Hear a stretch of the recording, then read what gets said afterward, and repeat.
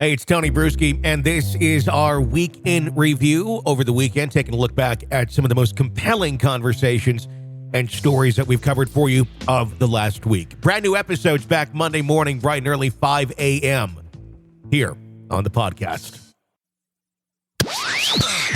This is the examination of the hidden human condition. You're listening to the Hidden Killers Podcast. This is the Hidden Killers Podcast with Tony Brueski. Retired FBI Special Agent Jennifer Coffindaffer is joining us. We're talking about Bryan Kohberger and his defense and the many things, statements, accusations that have been thrown out by Ann Taylor in the last handful of weeks. We think the DNA might have been planted. Let's dismiss this because the standard of proof required for an indictment wasn't met. A lot of things being thrown out, seeing what sticks. We are still, we're not that far away from a proposed court date if we do hit the one in October. What are we going to see between now and then? Is there more that is going to pop out here to continue and try and sway potential jurors in Moscow? Well, I think the number one thing we're going to see is a motion for continuance. And I think that will just help alleviate a lot of the media hype about this October date. We still see that date bantered about, and I just don't believe that date is going to happen. I think that we're going to see definitely a motion for continuance. I also look for the searches to also be questioned. Specifically the searches at 1122 King Road. I will be interested to see where they're going with the training records, who they're going to be calling into question in terms of the law enforcement officers participated, and what particular reasons they're going to call their veracity or their workmanship into question. Is it going to be because they didn't receive enough training? Is it going to be because there's a Giglio issue that we don't know about? So right now it's been very nebulous, but I think we're going to see some more specificity in terms of each officer and what they're going to call into question.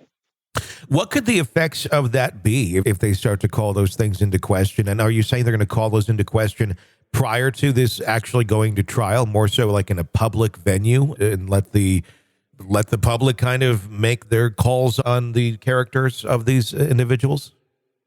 No, I think these will be in the form of suppression hearings. Okay. Where they're actually going to say, okay, we want, I'm just throwing out an example, the knife sheath suppressed because it wasn't, found, or the person who found it, it was really planted by that person. They're going to call into question that sort of action, and then they're going to say, they're going to try to bring up actions perhaps of that individual in the past, that they were involved in something that involved not being truthful about finding something. We saw this, as you might recall, in the O.J. Simpson case, where Mark Furman found the glove.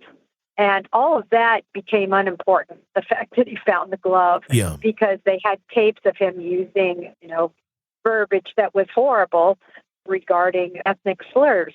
And that became the focus, that he was a bigot and that him finding the glove couldn't have really happened in any way. It didn't fit, right?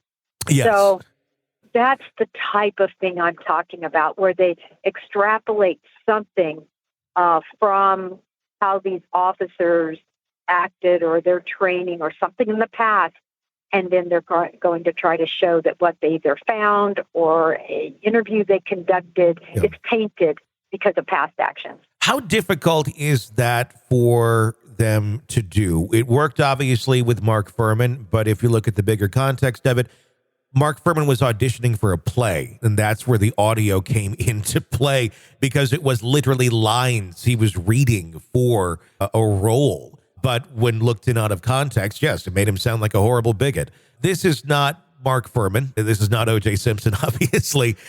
So to paint a picture of officers in that sort of way, I could see one going, well, let's just do it like, they kind of did with O.J. and they did to Mark Furman. Is that an attainable goal to reach? Or could this end up just making them look utterly ridiculous in trying to go down that road? Well, the defense will throw out everything they possibly can, Tony. And we've already seen it already. And we're going to continue to see it because as an agent, as a prosecutor, you know that when you have the goods, when you have the facts, when you have a very strong case, which is the case here, the defense has nothing else to hold on to other than to try to compromise the investigation itself. And that's what they're going to try to show, that it was somehow compromised because there's bad officers, there's DNA that, was just touch DNA. That part still kills me, that people, use touch DNA like a dirty word. It's your skin cells sloughing off and the secretions. It doesn't make it any less yours. Yeah. And I always find it interesting. Well, a police officer touched him, got his DNA, and then touched the snap. Well, where's that officer's DNA? Yeah. I mean, the whole thing. But again, to your point, is the defense doesn't mind being made look, to make these arguments, if you will, that don't hold water. They're going to keep throwing them out there, I believe, to try to taint the investigation. This is an examination of the hidden human condition. This is the Hidden Killers Podcast. The Hidden Killers Podcast. With Tony Brueski.